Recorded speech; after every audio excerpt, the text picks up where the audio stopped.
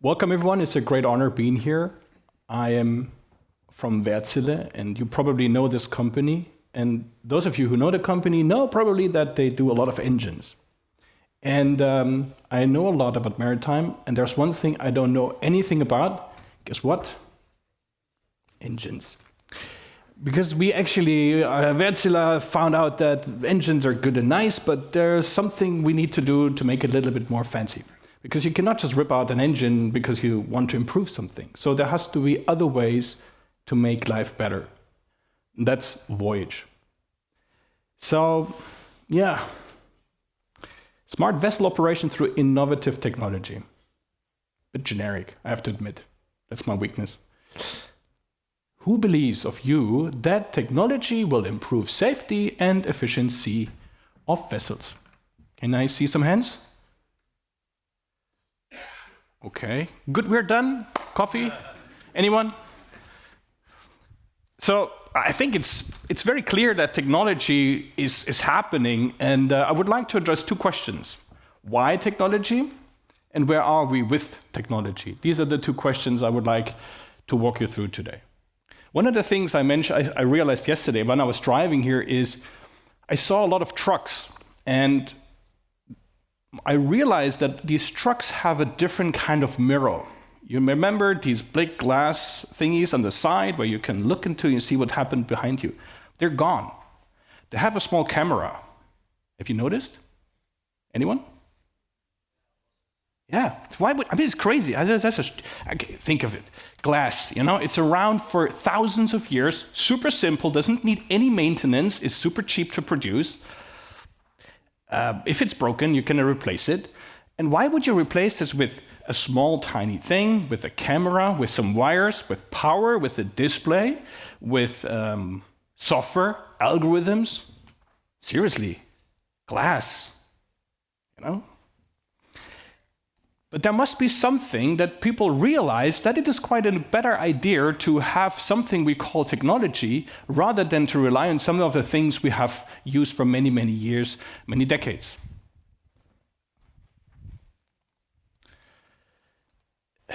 Does anyone realize which city that is?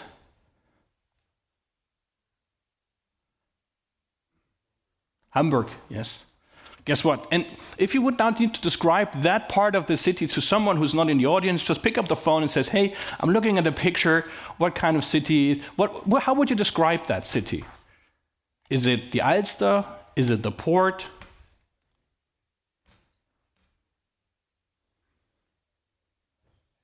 Say again? A little louder, sorry. Anyone would describe the scenario here? Residential area, right. So, what's the thing you do not do in a residential area? What is the thing you should not do there? Say again?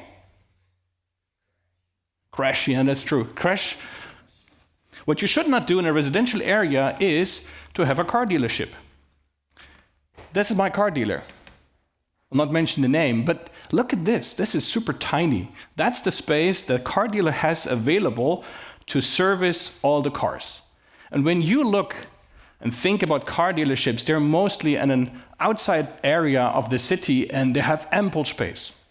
Because you need to park the car, you need to really manage that. So I like my car dealer, weirdly enough, because they're good. So when I come there at 8:30, I have an appointment, 8:30, drop my car, get summer tires, then there is the clerk who will help me. They have extremely tight processes. They are very well organized. They are very well structured because they have quite a limitation they need to deal with. And the reason why I think this is a good analogy is because when we look at shipping today, we see that it's not anymore like an open ocean where we can sail, where it really doesn't matter if you go a little bit left, a little bit right, faster, slower, doesn't matter.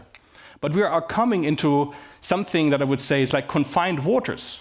So you have to be much more precise about where you are, what you do, and how you plan ahead. We have new rules and regulation about CO2 emissions. We have also you as customers of the customers of the customers of those that run ships. Because you do not any longer accept that what you buy is harming the environment. So transportation is part of the game. So customers have a completely new requirement on shipping companies, not anymore just the cheapest, the most reliable, but it also needs to be eco-friendly. And this all is combined in a world where we still have the same unsafe oceans and also very weird regulation which comes from the 1980s. Doesn't match. So there are a new set of requirements which are coming on shipping and ports, by the way. And it's been like a family vacation. So everyone wants to have a say in it. Oh, let's go to the mountains. No, I want to go to the sea. Let's go to a hotel. Let's go camping. Oh, my goodness. And then with a very tight budget. So you have to solve this puzzle somehow. Shipping needs to solve a very big puzzle. And it's an optimization problem. And now the question is, how do we normally solve optimization problems? We use math. What then happens is, we need to ask us two questions. What would be the optimal solution? And how do we make sure that we actually execute the most optimal way of acting? That's what I call the knowledge execution gap. So knowing would be the question, what's optimal? What's safe? And by the way, you need to look at them separately because sometimes what's optimal is not necessarily what's safe. And the other part is, how do we execute? If we found out the best plan to go, how do we know and how do we make sure that we actually sell it? So are we selling according to the plan? And is this just happening once or is this repeatable? So in here, we believe that technology is here to help.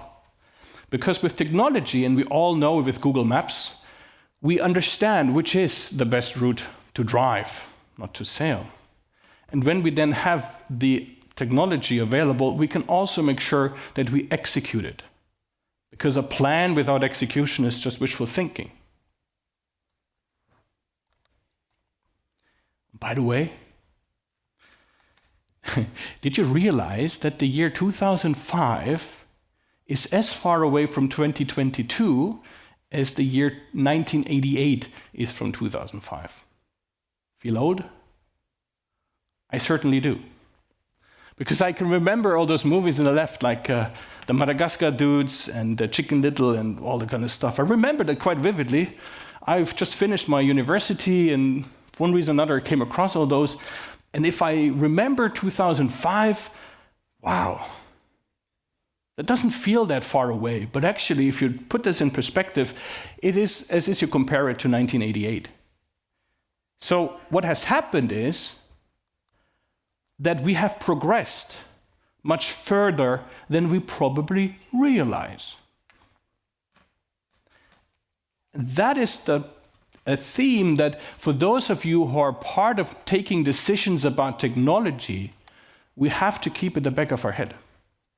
I'm not advocating for any of my products now, but it's a core question because when I remember discussions we had 5 years ago with our customers, we were talking about tech as in that will be there eventually and then everything will be perfect. And our customers said, and if it will be there, we all will do it. That will be perfect. 5 years has passed and we still talk the same way. That is the crazy thing. So we still talk as if technology is far away, but it isn't. It's there. And you saw already from the recap of the last conference that, oh my goodness, there's a massive bunch of technology already there, already available to help. And I think we have to once in a while settle ourselves, like with the rear mirrors from the trucks that we now see, that technology has progressed and we have in some parts really adopted it, and in some other parts we have not. And I would argue maritime is a little bit part of the second. So what's possible today in order to make sure that a voyage really is efficient? You need to make sure that you really have the optimal voyage. So you need to make routing smart, voyage planning, and you cannot just leave it to the vessel. Hey, captain, here are the keys. Don't crash it. See you 3 weeks in Singapore. It's no longer working. You need to plan and you need to involve the office in it because they have a bit of a better picture. When you are on board a vessel, you have a horizon, depends on the height of your vessel, which is few nautical miles. That's not a lot. So where do you get the information? Where you should sail? From the outside, and that is unfortunately not on board the vessel. You need to be a little bit better at situational awareness when you sail around China, Singapore. It's crazy. It's crazy. Gazillion of vessels, small, with AIS, without AIS, all the bananas. We are then also talking about autonomous operation, automation, and navigation. And the whole thing, and this was also mentioned, we shall not forget the human element. Because we will have seamen on board the vessels for many, many years to come. And these people, these human beings, need to be trained with the technology they are about to use. They need to know their limitations, and they need to make sure that it works. But when you then can combine this, then it's going to be a sound solution. So let me walk you through 3 examples of technology that is already there. And I just would like you to look at it from a perspective of, okay, so if I would like to have it, I can buy it. Yes, simple. I will not make a product show out of this, but just as a bit of a teaser, we have progressed. I just wanted to realize it with you. So voice optimization. When you have a car and you go here, you use Google Maps or any similar service. It's so natural for us. And when we now speak with big clients, voyage management is also something that is now a given. So we have a lot of discussions where this is in the making, but that's not any longer something that is in its infancy. We have progressed. And I'm talking about the industry. And AI also plays a role in here because AI now needs to solve the problem, the optimization problem about where to go, where it is safe and at the same time optimal. Just as a side note, our tech guys told me that when you look at Google's optimization problem, when Google Maps tries to optimize a route within North America, they have, I don't know, gazillions combinations which they need to check. When we now need to solve the problem at the sea, because we can technically go from any port, any place which is in the water to any other place in the water, because of many, many other factors, we have a 9 times more complicated problem to solve compared to what Apple does with its streets in North America. So this is high tech. So Google is is only half of the problem that we in maritime have to solve. Autonomous sailing. There's a huge saving potential in autonomous sailing, and one of them is the execution part of just sailing the optimized voyage profile throughout the voyage. Especially when you have a vessel which is regularly docking, then you have a huge saving potential there. And here, this is where the new thinking needs to come into the game, because we also need to make sure and ask ourselves, does it really make sense that the vessel is actually now sailing to the port? Is the port ready for receiving the vessel? And when we see all the vessels which are laid up and all the ports just waiting for being serviced, really crazy. So these are the 3 saving potentials which just autonomous allows. And it's about managing a voyage end to end. And that's possible. We'll just have a look. The value that we have here, generally speaking, is that we make sure that it is repeatable. And from a repeatable perspective, things will be better than if we have always these peaks and lows in the execution. And also here, technology is not the thing that solves all the problems and is the best ever. We will not probably with the technology be better than the best captain on his best day. Probably not. But what we need to achieve is that we on average become better at operating a vessel. So we need to move the manual docking sort of distribution a little bit to the left so that we have more often a better, more optimized way of docking. And that's where the saving potential comes from. So it's not about being the most optimal all the time, but being more optimal than we would have been otherwise. Can you press the play button? So we're going to show you, no, one more back, please. It's now a video about a vessel that sails completely without human interaction. I can't remember, there's a lake in the Great Lakes. And you can see this is quite of a challenge. So there are tools out there that automatically drive the ship precisely along the route. So it has been pre-planned and the vessel is actually very precisely following this. Okay, next please.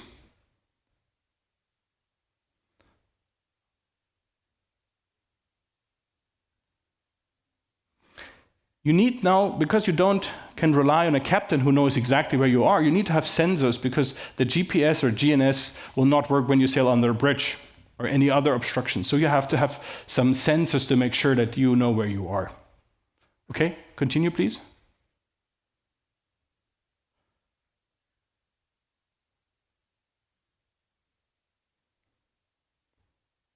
So the vessel is really sailing autonomously. There's no one giving directions. And one part that you have to see here is that you're not alone on this river in that case. You have to make sure that you also are taking care of the small boats and small objects on the water. Okay, next.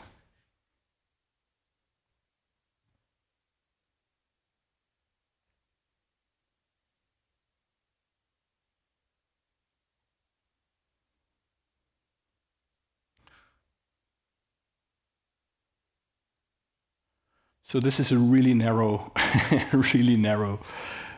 voyage. Just you as a captain, would you have sailed in here? Yes. Good. But with a lot of sweat on your face, probably. Of course. So the whole voyage, that's what I want to say. It's possible to sail in this crazy environment already fully automated today. Let's go to the port side, vessel traffic management.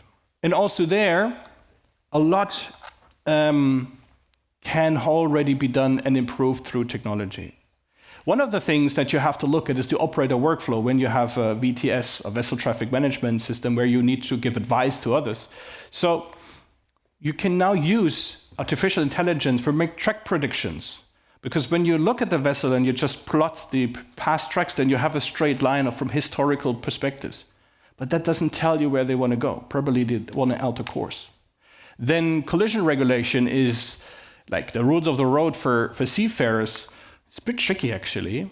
So sometimes it's quite helpful if you help to make an analysis of what would be the best course to act, and then give an advice to the operator. Human element still says go or no go, and then deliver the advice automatically right to the vessel. That is what technically is already possible. So just to give you a picture on how this might look, you see that there's a heat map. You can build up heat maps for your vessels. You really understand that like tanker vessels go the outer route, non-tanker vessels go the inner route. You have this in multiple places, smaller vessels, ferries, and you can predict how a vessel is about to operate. And by that, and when you look at the very right picture, you can see that this straight line from the vessel object is actually looking ahead, but we all know they need to turn because they're coming into an area where they cannot just continue to sail straight ahead. So the systems are already capable of recognizing this and taking this into account when they give you the advice and recommendation. And when you come into port areas, particularly in China, where you have, I guess, thousands of vessels there, the problem is not to give an advice to a single vessel. The problem is to find out where it's the most dangerous right now. And this is nothing a human being can anymore do. You cannot observe 1,000 vessels, technically impossible. So here, this is what technology already does to improve safety. We have on the second floor the real demo, so I'll keep it very short. Smart realities, and that's also what you have seen in the recap from last year, is there. It's already there. So we have it also implemented from a ship handling simulator. So, okay, it starts with a cruise vessel. But what I think is quite important is that we have embedded the physical controls. I was an officer in the German Navy, and when I learned to sail a vessel, it was always with my behind. So when you feel a vessel, when you understand the movement, when your body can predict what's about to happen, then you're good, then you're safe. When you understand that a certain movement is not good because it's too long, it's too short, whatever it is, so you sail it with it, and you have quite a lot of physical interactions, and your body memory is very, very important. So embedding not just virtual elements, but physical elements into it is quite of importance. And by the way, that is also why I think we will still have physical training equipment there, because don't ignore your body. The human element, as it was mentioned, is very, very important. So the visual environment, state-of-the-art technology is nothing special, and you can have this all, demoed in the second floor later on in one of the workshops. So, can you please start the video?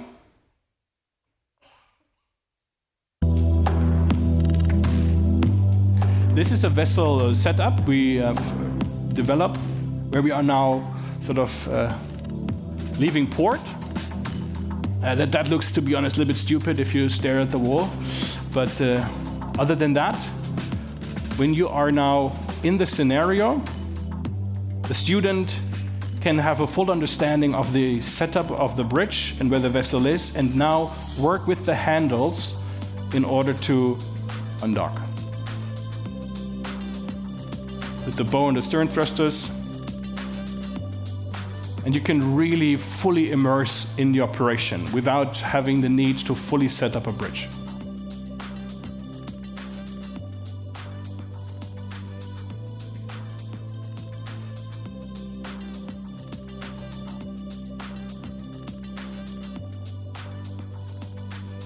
And you can see that the handles on the one side and the virtual representation of the handles are very nice and neatly synchronized in order to make sure that there's really a learning experience with it.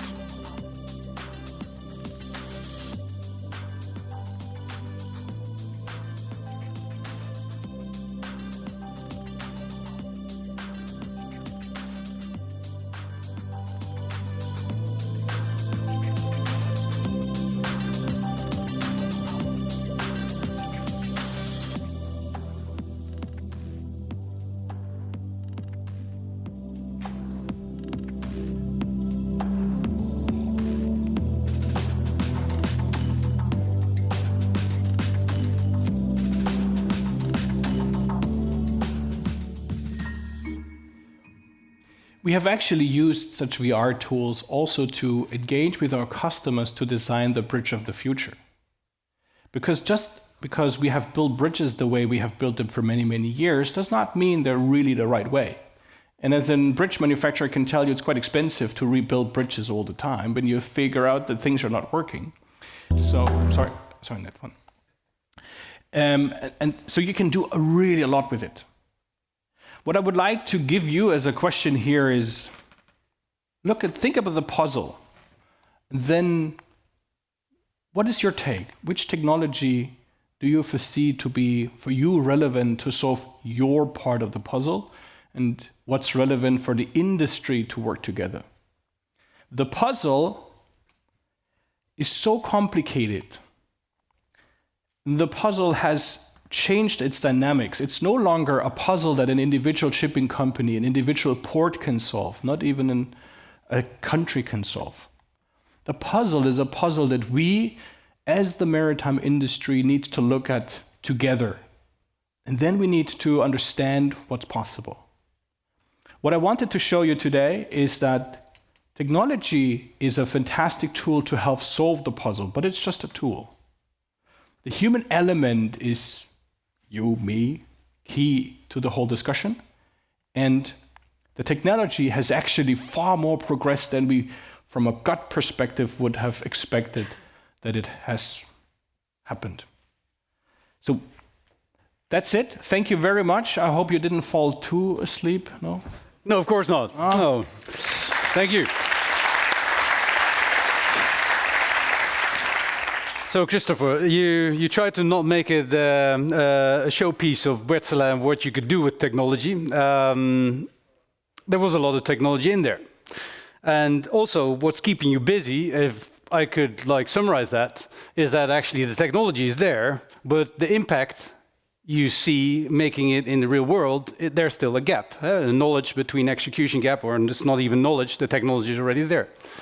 So, and please, interact also with Christopher here on this, but just to open that interaction, again talking about vulnerability, you have a specific part of the whole mission we need to take, and for instance, take you as the engine room. You have a responsibility there, but also, as a corporate, you probably need to report to your directors that in everything what you're doing, there's a business case. But a lot of these things, there's not a business case from today to tomorrow. It's explorations. Yep. It's not knowing where we'll end. So my question to you is, how could the people here help you convince your senior leadership to actually explore with us? Excellent question. Thank you. No, seriously, it's a good question. It's a good question. I prepared that. Yeah. I'm not sure if you guys need to report your management. I need to. It's not always fun. It's an absolute valid question. So, I think what we could really benefit from is be allowed to enter your world. You as students, you as shipping companies, you as ports, if you allow us in and help us to understand how your daily routine, daily work looks like, a little bit more from the truth perspective, as in how you feel, what you're doing about it, then this will help us to see and be convinced that it's worth undertaking. Because it's like every exploration, you have to have some faith that you're going in the right direction. Because if you just think that this is completely nonsense and stupid, why would you even dare to take the first step? So what I think would be fantastic, and this is why it's also fantastic to have you here all in person, if we can engage with each other and you can share us what's working with you and what's not working and where do you see limitations. Because at the end, it will be a business case. Mm-hmm. Oh, there will always be a business case, but before we get there, we need to be convinced. But actually, just to say that actually your company, as a commercial company, is hampered by actually that people who want to interact, that there's no trust. That you would like to actually create a space of trust for you as a corporate commercial company to actually engage and really make that relationship work. Yeah. Okay. I wouldn't say it's no trust. That's probably would lead in the wrong direction. But